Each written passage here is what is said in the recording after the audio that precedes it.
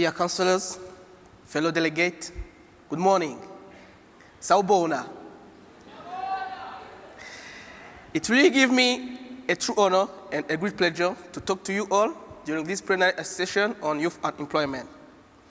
The issue of unemployment is a huge challenge for youth worldwide, and when looking at Africa and Burundi, my country, this issue becomes seriously critical. You probably ask why. Because Burundi is one of the poorest countries in the world. It is still recovering from a decade of war, and the country still faces political instability, especially during election process. Burundi is among 15 countries with the highest unemployment rate in the world, which is estimated at 14% of the active population in urban areas. 39% of the working population do not earn a livable wage. The youth represent 60% of the population and suffer the most by unemployment. 3 unemployed people out of 5 are young people under the age of 29. 3 unemployed persons out of 5. The length of unemployment is especially long for young unemployed persons seeking their first job. That average length is estimated to be 5 years, while it is estimated to be less than 1 year in neighboring countries like Rwanda. There are many reasons that led to this situation. Let's explore some of them. Firstly, I want to talk about corruption. Corruption is a serious issue, especially in public services. For example, to be recruited in the Ministry of Justice, a young lawyer has to give in advance 5 months of the expected salary. In addition, any job seeker who does not actively support the ruling political party cannot work in the public service. They are discriminated against and excluded. The second reason is economic, of course. The economy of Burundi is not diversified. The public services provide a limited number of jobs, and the formal private sector, with enterprises, provide only 6% of the total jobs, which means that 94% of jobs come from the informal private sector. And here we are talking about agriculture, mainly, and farming, trade. But their jobs are often not sustainable, are temporary, and don't provide a livable wage.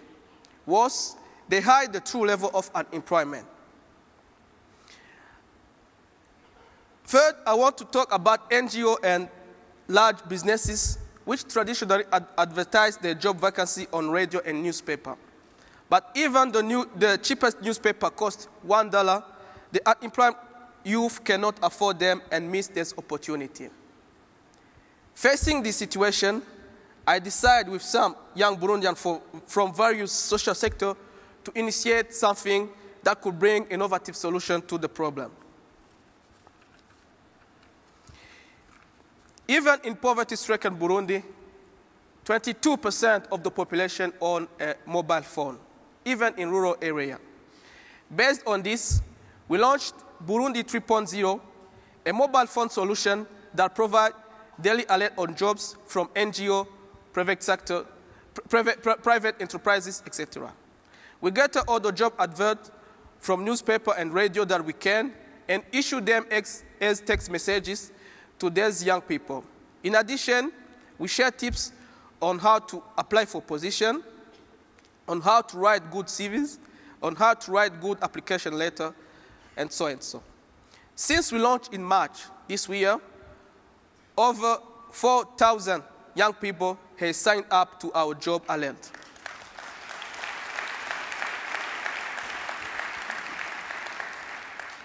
Secondly, we decided to promote self-employment among youth. We start to train young people at university in how to start a business, but now we want to expand into less educated youth in the informal sector who are more likely to start a small business rather than waiting for a paid job. We are working with local authorities at the district level in identifying and inviting these young people to the training. We teach them how to run an income-generating activity, how to seek fund or loan to create and manage a business. We bring in young people who build a successful business to show others they can do the same. One example is about a young boy who started with 1 motorbike and now has 5 motorbike taxis in under 2 years. I know that delegates from Africa know that motorbike taxis are common in transportation. In brief, solutions to youth unemployment are available. And it's up to us to stand up and actively use those solutions to create the better future we want. Thank you very much. Siyabonga.